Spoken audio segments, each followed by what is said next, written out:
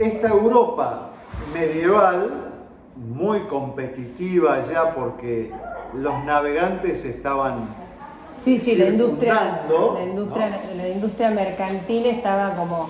Nosotros tenemos una Europa que básicamente trabajaba el Mediterráneo. Sí. ¿Sí? Lo trabajaba con luchas, sobre todo contra los musulmanes, el Islam, Sí. que había ganado la península arábiga, había ganado el norte de África, había ganado España. Sí.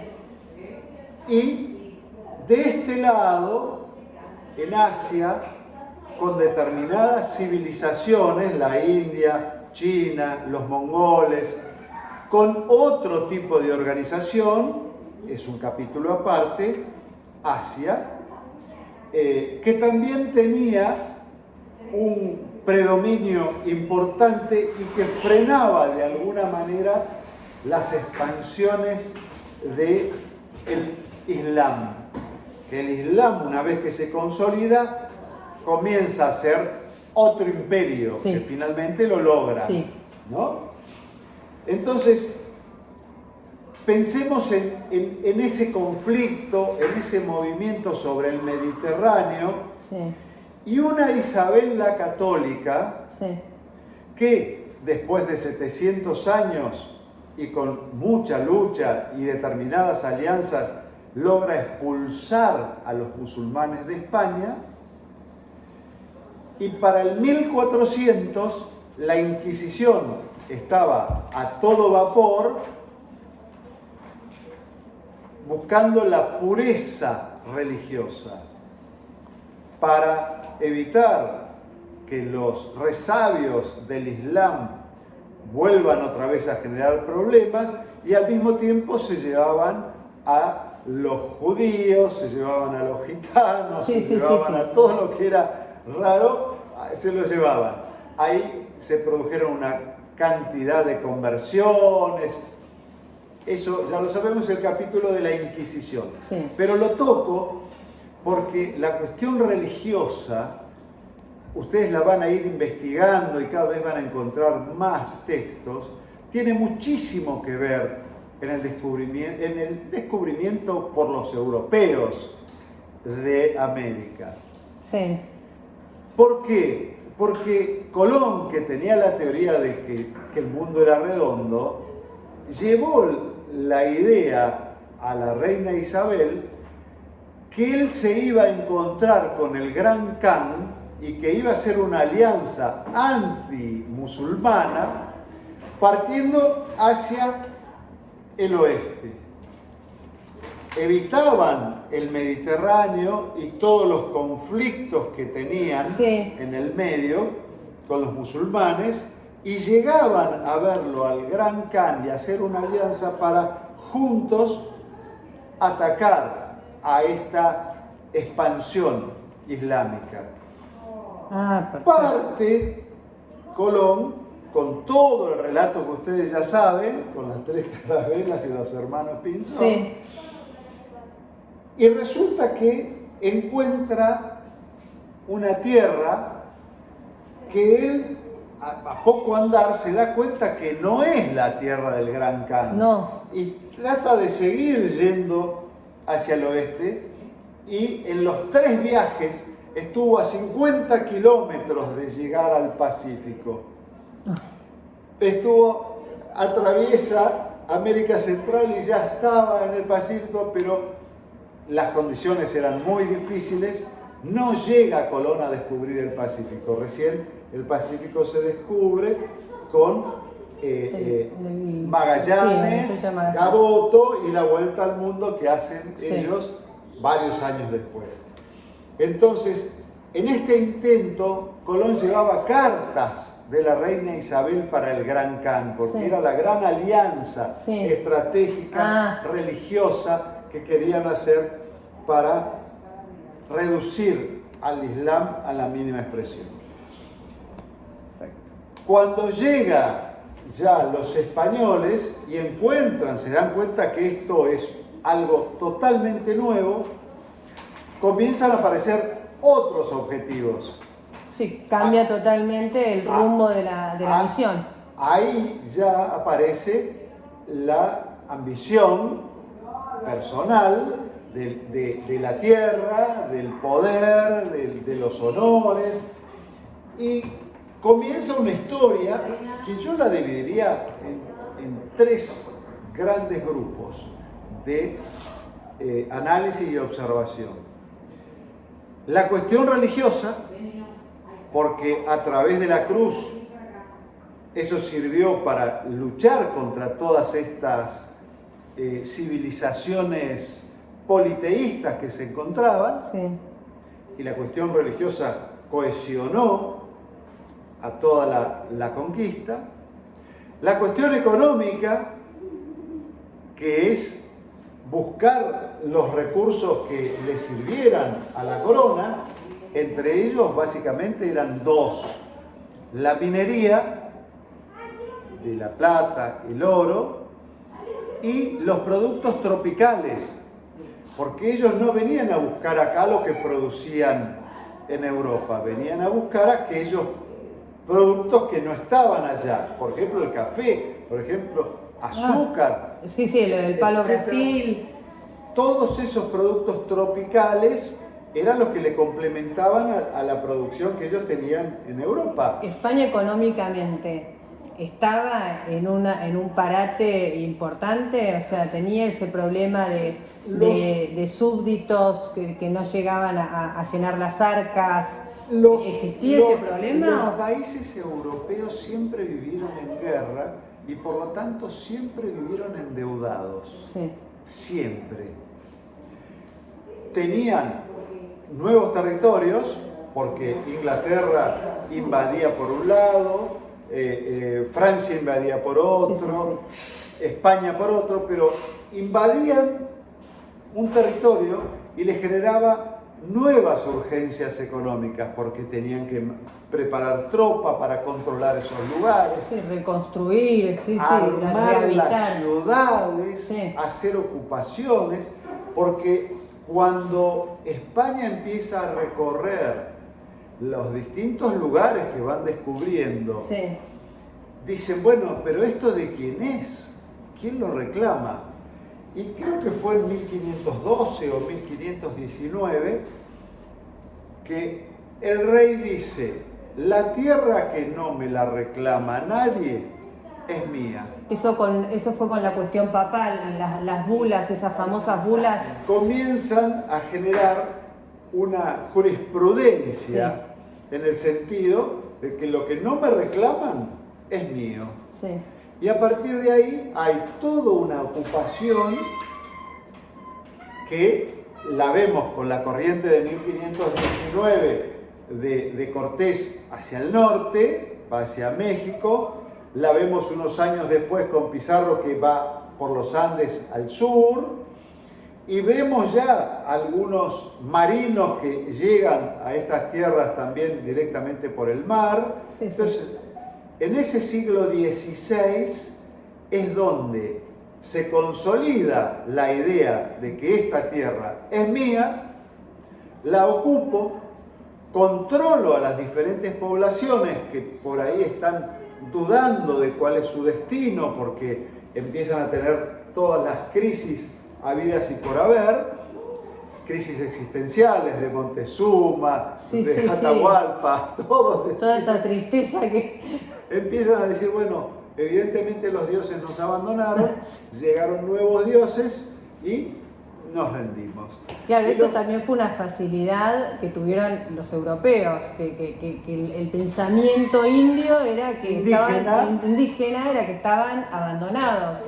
Los indígenas tuvieron miles de años, como vimos antes, de un desarrollo de diferentes aspectos, y llegaron a tres imperios que por supuesto tenían todo un eje que los mantenía cohesionados, que era la violencia, perfecto, era los diferentes ritos, y había un beneficio que recibían las distintas poblaciones del Inca. El Inca, cuando alguien tenía un problema, iba y tenía la reciprocidad. Sí, tenía todo un juego que mantenía, o por las armas, o por la convicción, o por el beneficio que les acercaban, esos imperios estaban funcionando. Cuando llega el español mueve algunos ejes y sobre todo ataca las cabezas. Por lo tanto, para Cortés era muy fácil tomar esos millones de pobladores porque tomaban la cabeza. Sí. Por eso yo hago hincapié en que eran 3 imperios centralizados y que fue fácil porque iban ahí.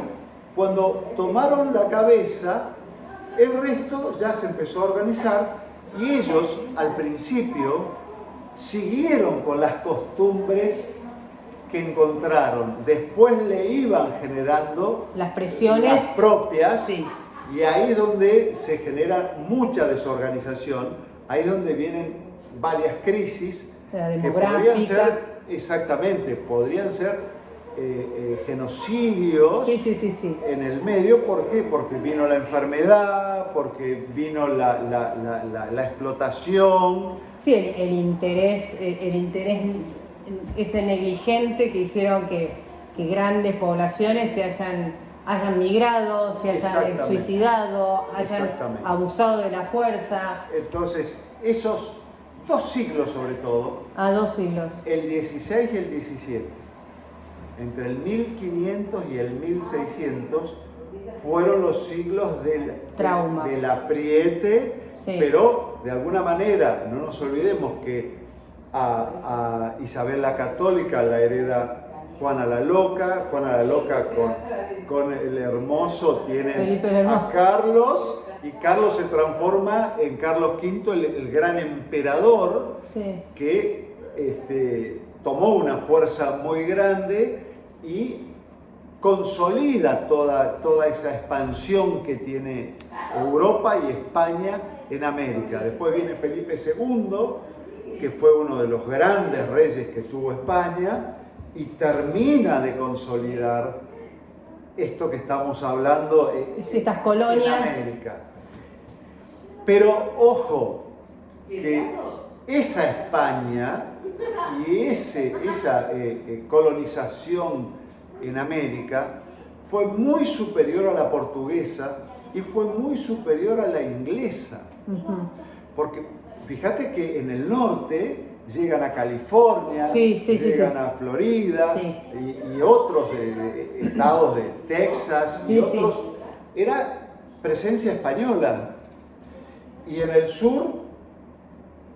hasta los araucanos le dieron duro y parejo. Y los lusitanos estaban en la costa porque entraban nada más que con una idea extractiva. Lo mismo que en el norte, las 13 colonias inglesas eran en la costa, estaban ahí. Los que hicieron un desarrollo ocupacional, civilizatorio, generaron las ciudades, generaron una institucionalidad donde había una audiencia, es decir, empezaron con las leyes. Mal o bien. Después vamos a analizar, si querés, en detalle cada una de esas instituciones, en sus fallas también, porque tanto la encomienda como el llanaconajo, como toda la mita, la audiencia, los cabildos, todo fallaba, siempre falló por el interés humano y el interés humano. Pero el avance español fue impresionante.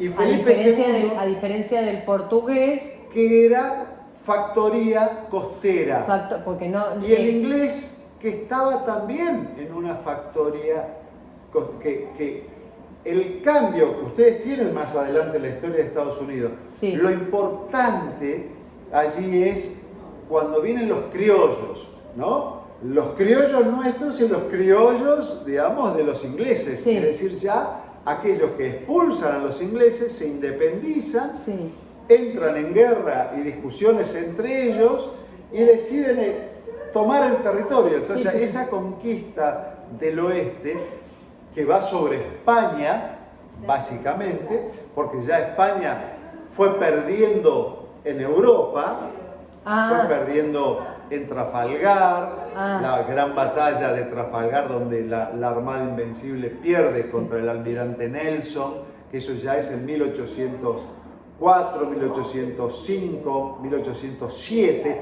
fueron esos 4 o 5 años donde España pierde y después de ahí pierde hegemonía. Después de ahí ya surge Napoleón y ya viene la autonomía. Y empiezan las revoluciones de la independencia. Sí, el hombre. Pero pensemos que entre 1500 y 1800 son 300 años donde España consolida y va consolidando y toma las Filipinas y avanza sobre algunos archipiélagos del Pacífico y se hablaba español por todos lados.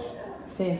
Entonces, estos 3 siglos, por supuesto que se los puede analizar siglo por siglo o por periodo siglo, periodo por periodo, pero tienen una gran expansión de la minería, donde Potosí llega a ser una ciudad más grande que Madrid. Wow. Potosí, que era la generadora de plata, era más grande que Madrid. Por lo tanto, la economía, pensemos en la región, era el Virreinato del Perú, la economía iba hacia Potosí.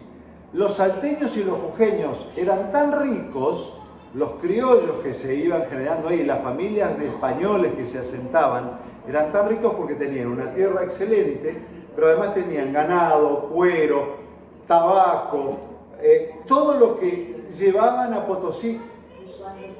Todo eso era lo que había introducido España. O sea, España trae ganado, trae... Por supuesto.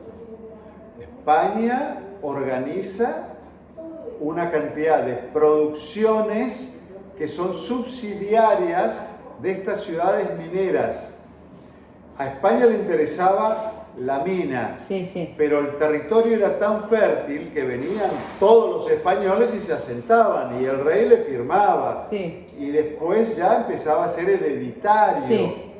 Entonces se iban formando regiones que abastecían a Potosí y Lima era el puerto de salida, porque la ruta de la plata era Lima, Cartagena en Colombia y de ahí iba a Europa.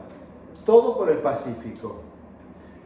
El Atlántico, nosotros en esa época, esta zona, eran pantanos, eran las tierras bajas del sur, que no le interesaban a nadie. Estamos hablando de 1500, 1600.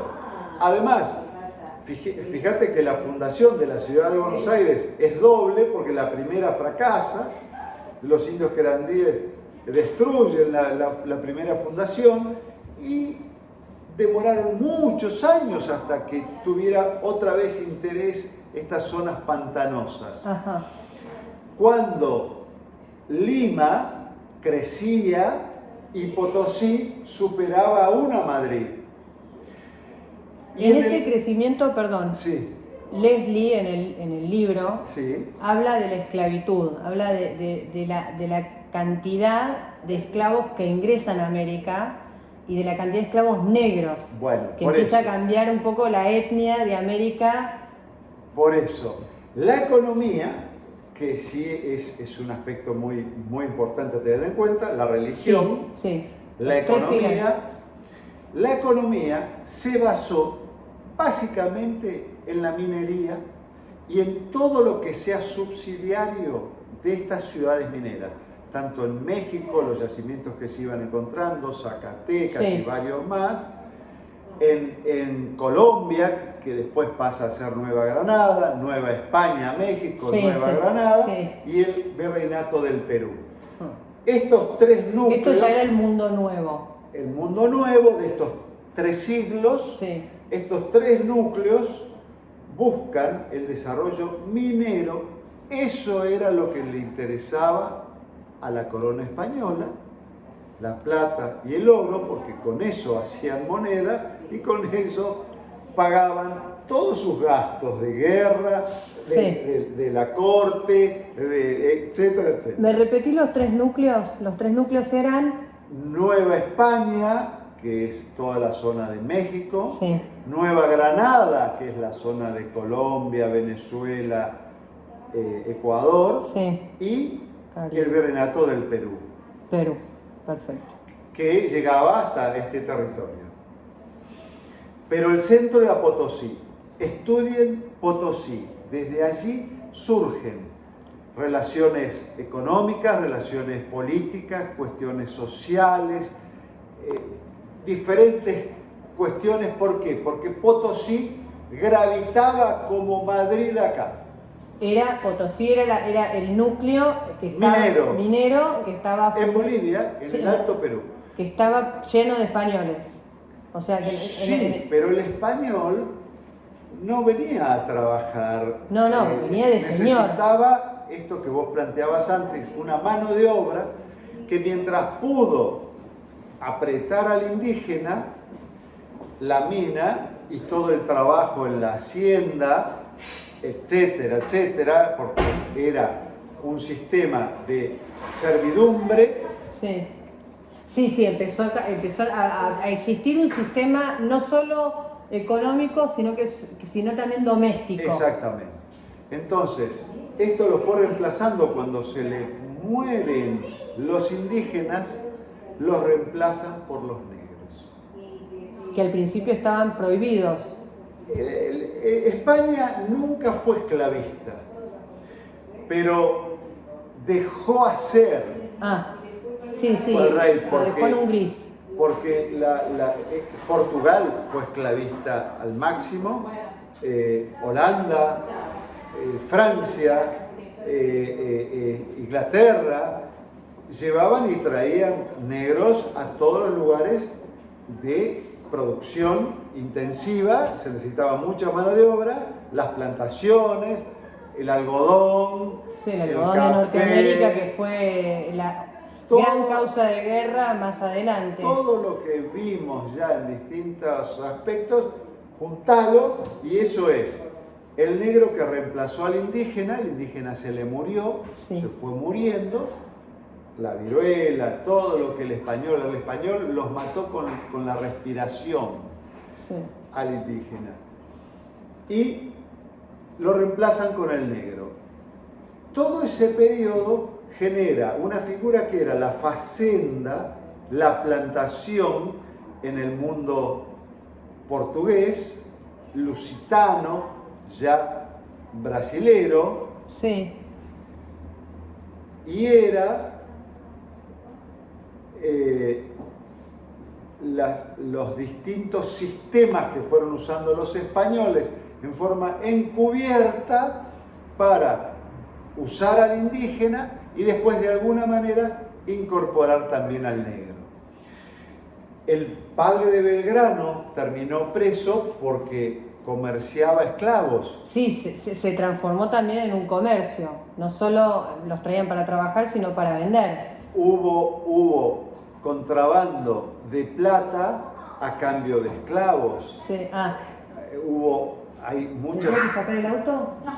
Hay muchas anécdotas de obispos que intervenían en los negocios, sobre todo con Brasil, donde le mandaban plata escondida o mandaban cueros y venían esclavos y entraban sobre todo por Colonia del Sacramento, que era el lugar donde la base de donde, y desde ahí los mandaban contrabandeando, porque España nunca avaló la esclavitud. Y fue uno de los primeros que abolió la esclavitud en el año 13. Fíjate este hecho nada más. En el Río de la Plata, la esclavitud se abolió en 1813. En Brasil, recién en 1889. ¿Y en Estados Unidos? con la guerra, tuvieron que ir a una guerra Sí, en 1860, que 60 también y pico, un genocidio negro. para que se controle la explotación de Sí, los de los negros y negros, se sí. haga una economía industrial. Sí. Bien, entonces estamos en estos 3 siglos, yo no me quiero extender demasiado, pero en estos 3 siglos ya vos tenés los cultivos complementarios a los que se hacían en Europa, Ajá. básicamente eran tropicales, productos tropicales, tenés la minería y tenés una Europa que sigue en acción de guerra, que sigue en acción imperialista, ocupando territorios y que sigue necesitando recursos. Después que España deja de ser gobernada por los Austria, viene una gran guerra de sucesión y vienen los Borbones, Sí. Que están ligados a Napoleón. que están ligados a Francia, Sí. y los Austria que están ligados Con los alemanes. al imperio Germánico. Vienen los Borbones y los Borbones dicen, pero ¿cómo? Estamos tan pobres, tan empobrecidos, teniendo todo lo que tenemos en América y en todo el mundo. No puede ser. Entonces vienen las reformas borbónicas. Ah, perfecto. Un capítulo que yo lo sintetizaría como el principio del fin. ¿Por qué? Porque analicemos que cuando España decide apretar para cobrar impuestos, para reemplazar a los funcionarios criollos por funcionarios españoles, para limitar toda rebelión, porque acá estamos nosotros de vuelta.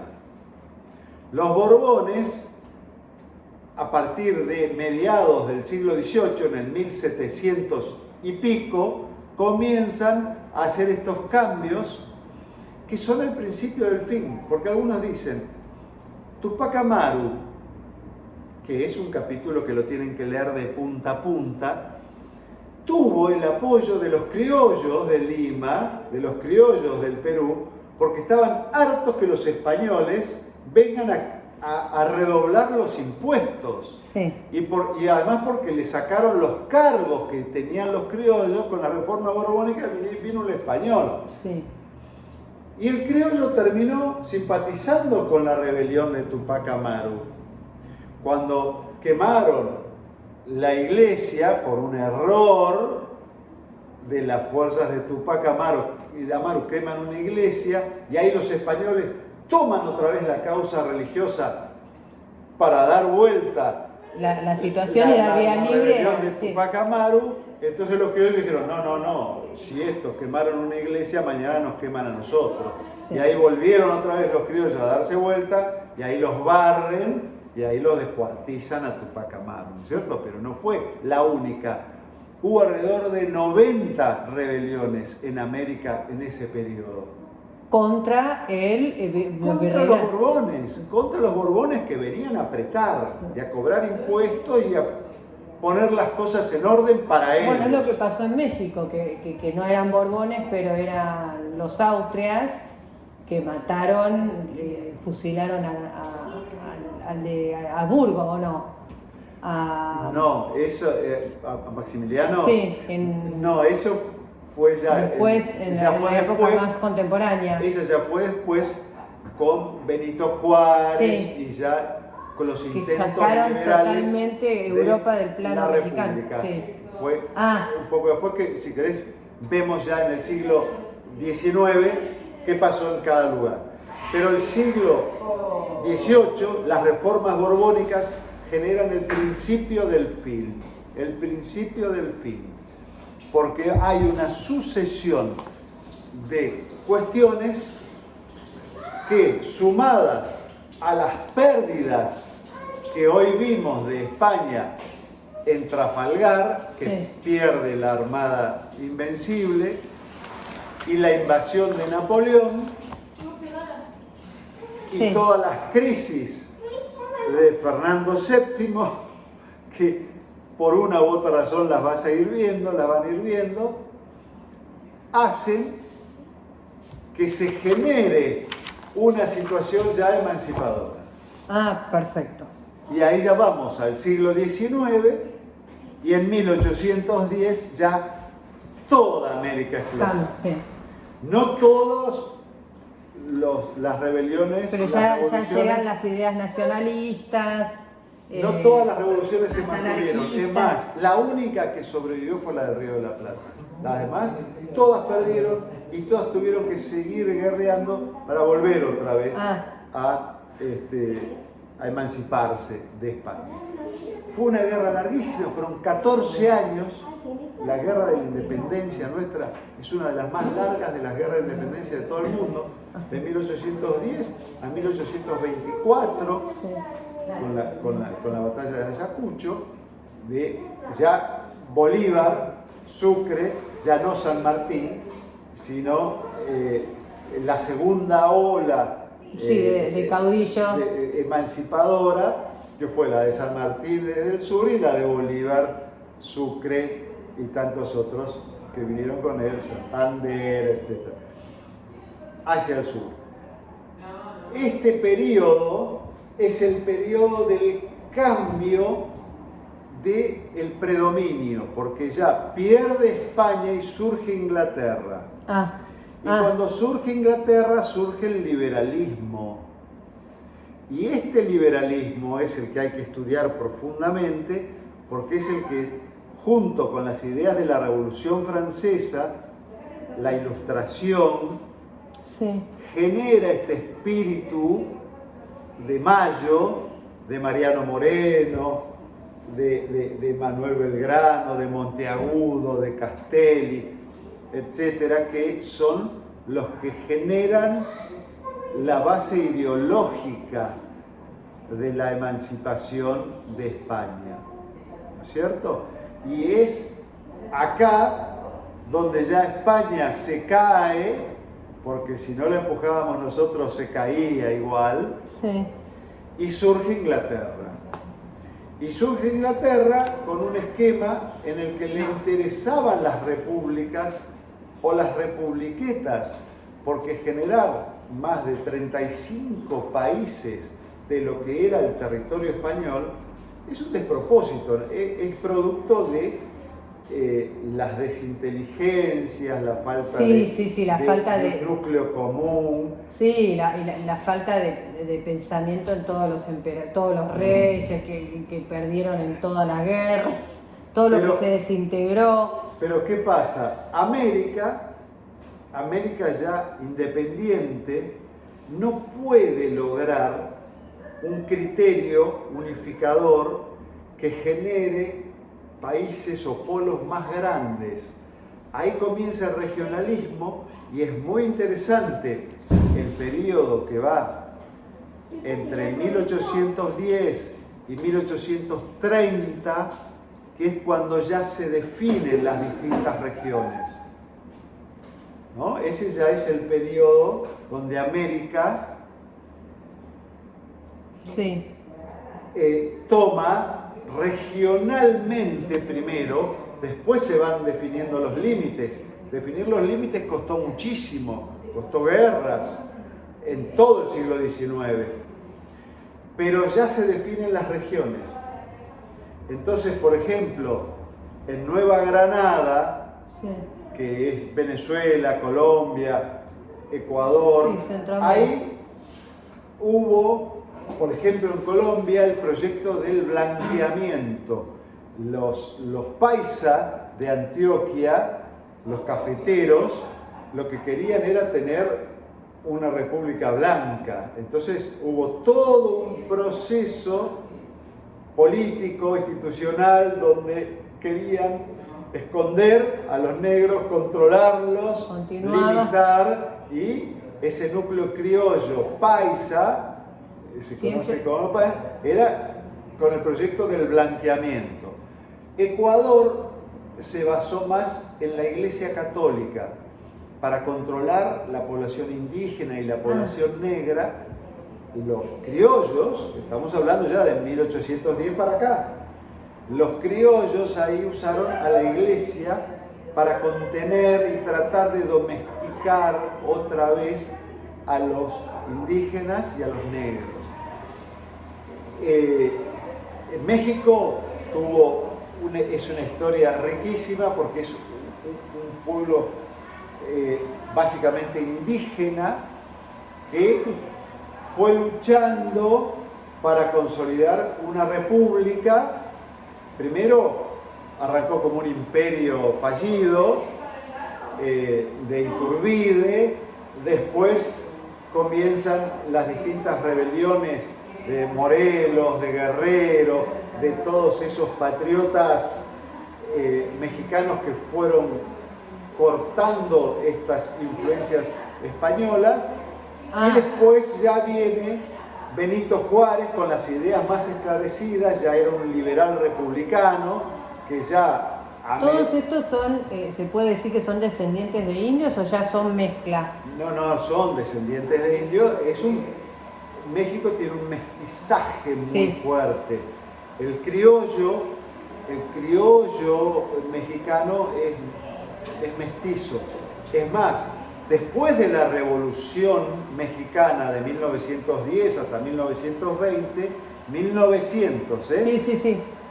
vuelven otra vez los mexicanos a definir quiénes son y ellos vuelven otra vez a ser precolombinos, rescatan lo anterior de a los conquista. españoles y vuelven a poner al indígena arriba. Y ahí viene Vasconcelos, ahí viene Rivera con todos los murales, ahí vuelve otra vez a aparecer la cara indígena en la cultura mexicana. ¿Por qué han quedado, durante la conquista y la colonización, hubo una resistencia en todo sentido de parte de los indígenas, como también hubo una simpatía hacia lo nuevo, hacia lo europeo? Sí. Pero la resistencia es la que aún hoy continúa, sí, claro, con las ideas de poner al indígena, de continuar con la antigua tradición, que es la que trataron de romper los españoles. A ver. Sin embargo, ritos, sacrificios, eso ya no se hace más. O sea, te estoy tratando ahora, me estoy metiendo ya más en regiones, en cuestiones específicas, para no generalizar tanto, porque estamos hablando ya de 4 siglos, ¿no es cierto? En menos de una hora. ¿Qué pasa? Cuando se produce la independencia formal de España, cada región comienza a sacar su propio criterio. Y según las características de cada región, se fueron dando diferentes modelos. ¿Sí? El Río de la Plata, ya lo sabemos, era español y criollo, con una preeminencia de lo español. Sí, con una aristocracia mucho más. Pero si nosotros hablamos de México, o si hablamos de Perú, o si hablamos de Bolivia, ya estamos hablando de poblaciones mayoritariamente indígenas que tuvieron otras situaciones y que encima vivieron una independencia externa, porque pensemos que para un peruano la independencia la logran a través de San Martín, que no era de un rioplatense que viene a ayudar a ese núcleo criollo y que comienzan a tener nuevas relaciones con la población indígena, porque los españoles lo manejaron de una manera y el criollo lo tiene que manejar de otra. Eso les llevó décadas de conflicto. Lo mismo en Bolivia. A los criollos bolivianos les costó enormes sacrificios contener a las poblaciones para ir armando algo nuevo. Y siguieron con los problemas hasta hoy. Entonces, digamos que el trauma de la conquista todavía sigue. Es algo que los ha dejado marcados hasta el día de hoy. Pero claro, porque por eso vuelvo otra vez yo al principio. Eran 3 imperios y cientos de civilizaciones, pueblos, etnias, una diversidad, una convivían. Heterogeneidad. Eso no desapareció. No. Entonces, No, porque los lugares donde no pudieron llegar no llegaron, esos pueblos subsistieron. Cuando ustedes analicen los valles calchaquíes y el movimiento español por los valles calchaquíes, que vino desde Chile, ahí la primera expedición que funda la primera ciudad, que es Santiago del Estero, después fundan Tucumán, y después demoran 100 años para poder controlar los valles calchaquíes, porque esas poblaciones se les rebelaron de tal manera que a los quilmes, por ejemplo, los tuvieron que exportar, los mandaron para acá, y a otros... A los araucanos también. Eso fue en el sur, pero en los valles calchaquíes fueron 100 años de lucha para poder controlar a esos pueblos. Entonces, estas cuestiones estuvieron latentes cuando ya comienza la etapa republicana. Ajá. Desde 1810 para acá hay 20 o 30 años que son los que se necesitan para generar las nuevas instituciones y los nuevos liderazgos. Y recién a partir de 1850 y con la ayuda de la inmigración europea nueva, a partir de 1850 nuevamente Europa empieza a exportar pobres. Sí. Y entonces comienza toda una película nueva que llega hasta 1930. De 1850 a 1930 tenemos otro periodo en América. Sí, diferente. En el que ya surgen las oligarquías o algunas aristocracias en diferentes lugares. Sí, ya no con una sociedad feudal, conviviendo con un inmigrante que traía tecnología, algunos traían capital y otros traían fuerza de trabajo, con los problemas sociales que se van generando después con los anarquistas, etc. Y ya es el cambio en América que llega hasta 1930 con esa gran crisis, que es un cambio basado sobre todo en el poder de las oligarquías, las aristocracias, las élites que entre 1810 y 1850 se consolidan y de 1850 a 1930 administran y se benefician en América. O sea que no viene arrastrado de la primera conquista, digamos. Esto es una inmigración nueva. No. Hay un periodo que va de 1810 a 1830 o a 1850 en algunos lados de América, donde es el periodo de la confusión, de los caudillos, de la lucha bárbara. Una lucha entre la civilización y la barbarie, una lucha esa de lo que hablamos hoy de los indígenas, de los negros que todavía persistían en algunas regiones, etcétera, etcétera. Recién para mediados del siglo XIX, en 1850, es donde ya se da vuelta ese juego y acá comienza con Mitre, en 1862, en 1860 con Buenos Aires y Mitre, triunfan los liberales, en Uruguay lo mismo porque Mitre pone a sus aliados. En Brasil seguían con el imperio, con Pedro II ya, que empieza a tener también estos cambios que los llevan a la República en 1889. Y en los otros países va pasando más o menos lo mismo. En México, que es lo que a vos te interesaba de Maximiliano, en México hubo tanta crisis después de la Revolución Mexicana que da a Carranza y a varios de la zona de Sonora, los sonorenses, que son los que triunfan, comienzan después a tener algunas discusiones que Yo me fijo si está grabando, por eso me... les hizo pensar que un rey como Maximiliano, un emperador que traen, El les emperador iba a dar- austríaco. que les iba a dar una solución, que los iba a cohesionar y que iba a frenar incluso los intereses Europeo. de Estados Unidos, que siempre quiso avanzar sobre México, y hacen una experiencia que fue fallida, porque a los 3 años lo matan, Sí. a los 3 años lo liquidan a todo ese sistema, y ahí es donde surge el liberalismo de Benito Juárez, Ajá. que es el que hace la reforma, que es el que es a partir de 1850 y pico, 1860, que es ahí donde México da el vuelco y vuelve otra vez a lo precolombino, pero sale ya con instituciones republicanas y modernas. Claro, ya con la influencia del mundo nuevo, por así De decirlo. todas maneras, pierde una guerra contra Estados Unidos y Estados Unidos le come un montón de territorio. México tiene algunos problemas. La Revolución Mexicana es impresionante porque ahí es donde se ven todas las corrientes que hay que lucharon entre sí y que dieron una riqueza cultural.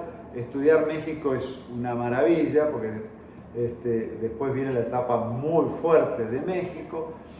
Y Venezuela, Colombia, Ecuador, esos 3 países surgen con la impronta de Bolívar, con una aristocracia muy fuerte, son unas élites que se consolidan y logran un desarrollo económico que las manda hacia el siglo XX con mucha fuerza, porque esa región, después encima ya viene la lucha por el petróleo, vienen los cafeteros que se instalan definitivamente, viene en Ecuador el petróleo y el puerto de Guayaquil con un comercio enorme, ya viene otras plantaciones, las repúblicas bananeras, Sí. etcétera, etcétera, ya del siglo XX, pero con la hegemonía de Estados Unidos.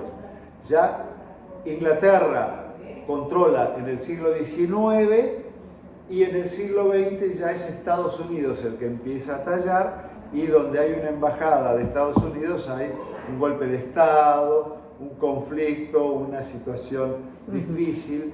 Ya ahí ya vienen los movimientos sociales. A partir del 30 ya comienza en Brasil, Getúlio Vargas, en Perón, en la Argentina que surge el peronismo en el 40, Chile también tiene sus procesos de izquierda incluso, mucho más marcados.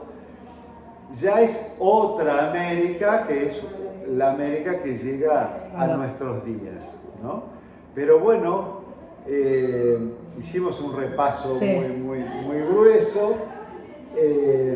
Yo diría que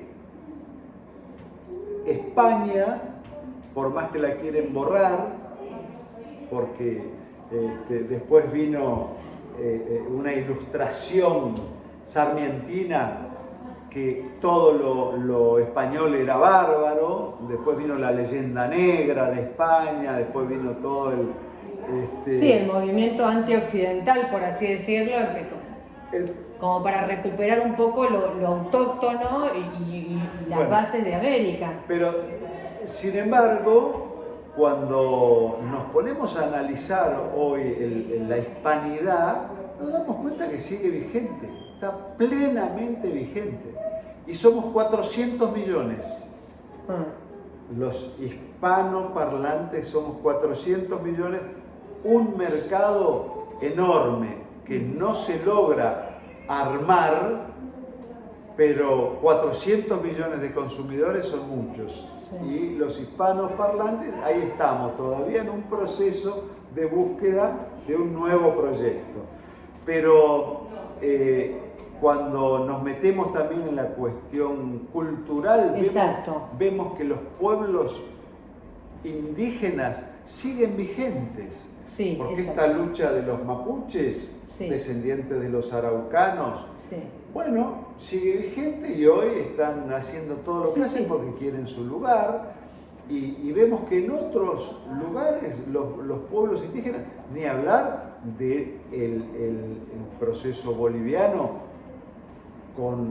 ellos son una república, el famoso lamento boliviano, plurinacional, es decir que son muchas naciones que decidieron unirse, los Aymara, los Collas, todas esas son naciones que están unidas en esa experiencia, es una república plurinacional. Es decir, que esos problemas siguen vigentes. Sí. Pero bueno, es muy linda la historia americana, nos dieron muy poca historia americana en el secundario y hay que desempolvar. La Revolución Mexicana, impresionante. La historia de Brasil, impresionante. Todo lo que fueron las luchas de la independencia, muy interesantes, muy fuertes. Bueno, también este cambio de paradigma en lo que es el estudio de la historia americana, que como que se está empezando a leer más del lado americano y no tanto del lado occidental. Sin embargo, si no hubiese habido un lado occidental, quizás no estaríamos analizando digamos, tanto este crecimiento de... Pero en algún momento hay que cortar, en algún momento hay que decir, bueno, ¿qué somos nosotros ahora? Exacto. Por más que nos interese lo que pasa en Europa, lo que pasa en el mundo, pero sí, nosotros sin ir más lejos, yo tengo en mi árbol genealógico un negro mulato. Y seguro, todos, en todos lados hay un negro. Entendiendo la historia, entiendo que ha habido una esclavitud integrada a mi familia. En todos lados hay un indígena o un negro. Bueno. Así que bueno, mucha suerte. Gracias, Martín. Martín Piñero para Historia Americana.